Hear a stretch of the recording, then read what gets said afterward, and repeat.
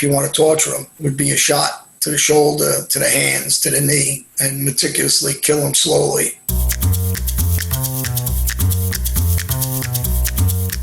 I'm John Elite, known in my neighborhood actually as Johnny A-Light in the past. I was raised around the Mafia. I grew up around the Ruggiano family, Murder Inc. I started off as a kid running errands for George Gaddy and his brother that were Lucchese soldiers. Slowly I worked my way up as an enforcer and a hitman for the Gotti regime. I was around some really nice guys, but really famous Mafia guys as a kid when these guys were being raised, and then when I was raised to be a very quiet society. Over the years, some of that stuff changed. Later on, I was around Lucky Luciano's cousin Charlie, that was my father and uncle's partner, in nightclubs, card games, and I looked up to them like people look up to movie stars or ball players. I mean, at about 3-4 years old, I was already in a boxing ring. My dad was a fighter in the Navy.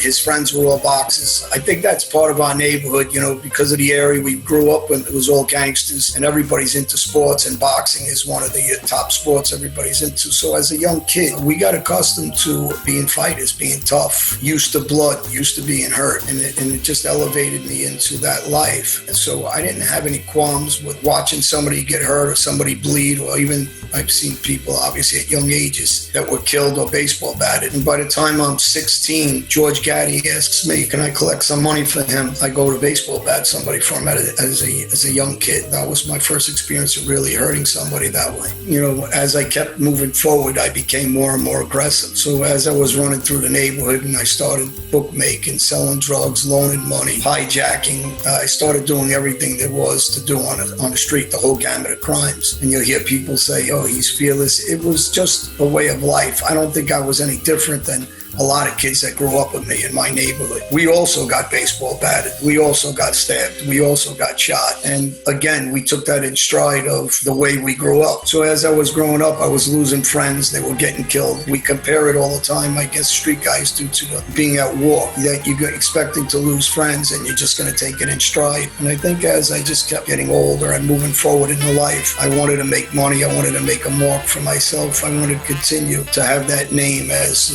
an enforcer, but also have that name being level-headed and the reputation of being a gentleman and a nice guy. And it's a hard mix to do. During some of those trials, tribulations, I'm also going to prison. You're going to prison for assaults, you're coming home. You're going to prison for carrying guns, you're coming home. And then you're going to prison for more serious crimes, attempted murders, drug dealing. And at one point, when I got hit with several RICO charges, I went on the run. And I think that was the final straw of my life in the mob, where I went on a run and people, and I really understood that the loyalty in this life went from me believing truly in it. And it was a pill that I just finally learned I need to swallow, that this life isn't what I thought it was. And when I came home, I changed my life and I became an advocate for the youth, communities. So I'm able to give kids the insight and future of what their lives will be like if they continue on the path that I used to be on. I've heard of these games, but I don't know about Mafia itself, the video game. I think the video clip you're about to show me, I think I'm going to be over the top, crazy, wild. Don't kill me! Please! I got a wife! You should have thought about your wife before. It reminds me of the old days, 50s or 60s kind of thing. Don Clemente sends his regards. I mean, I would never say anything like that. Oh!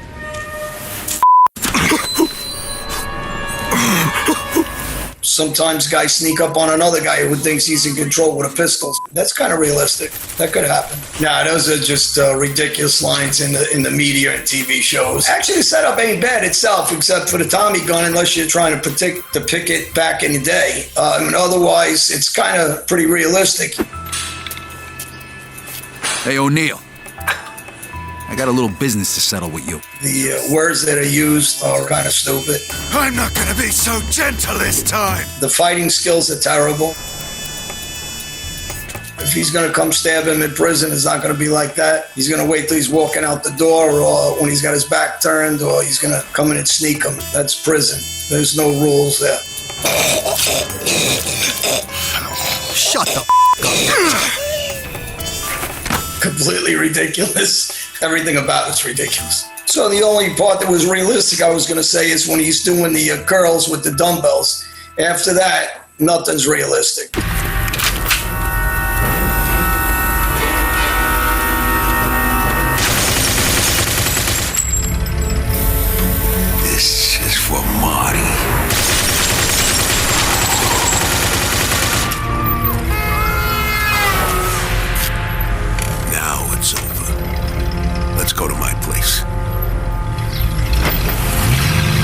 Again, these are Tommy gun things back in the 50s, it looks like. And, when he jumps in the car, he goes, let's go to my place. That's kind of realistic.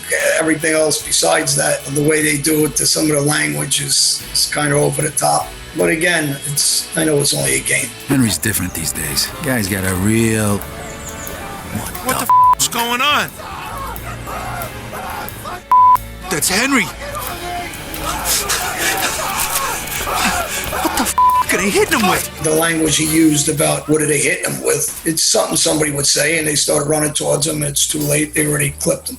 Actually, that happens all the time, so that really wasn't a bad scene either. When guys will just talk and walk, and they're going to meet somebody, and they walk upon their friend being beat to death and then shot. So to me, it would look like a guy that did something, obviously owed somebody something, try to hit somebody, they caught him short, what we call. That's something also that would have happened back in my day. Yeah, that was all nonsense. The words were terrible. Everything they said was just completely killed the first scene prior to that. What is it that you want?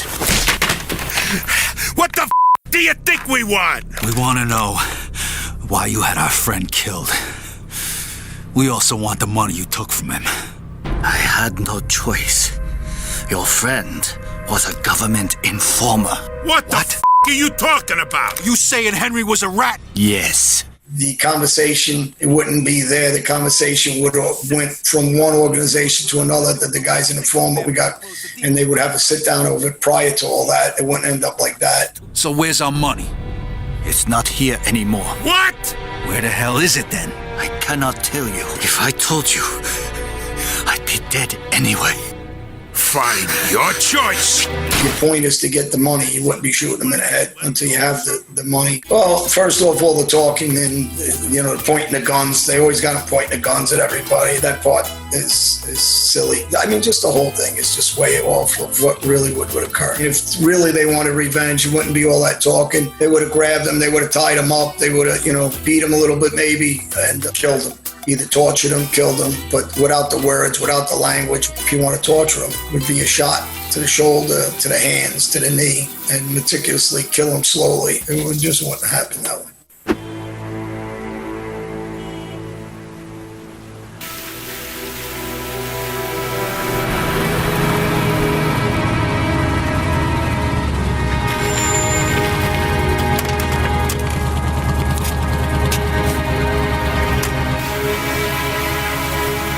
Mr. Angelo?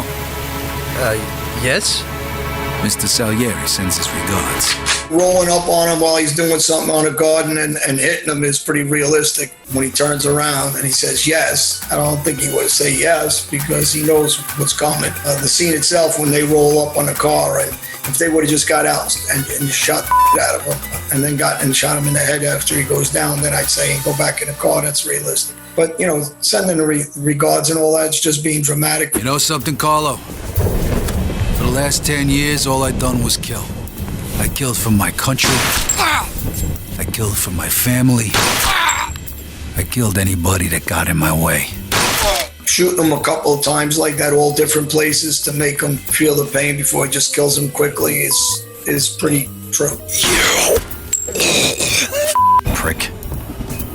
If he's really mad at somebody like that, I think he would say a couple of things. Not those words, though. Overall, it needs a lot of work. They better hire me, and they need somebody that understands that stuff and is able to redesign that to make it more realistic if that's what they're looking to do. When you're watching these video games, the first thing I always think about, what I always talk about as being a street guy and gangster, is the adrenaline rush. So these kids get the same idea of an adrenaline rush through these games, but they don't see the realistic part of the consequences of a game compared to life, which is an issue. So now I'm in touch with several agencies, several police departments in different cities and states, also with parent groups that contact me to deal with some of the kids that they can't reach. Somebody got in touch with me yesterday. By listening to me and hear me talk, it opened his eyes to see that there's something else he can do for himself besides stay on the street and change his life.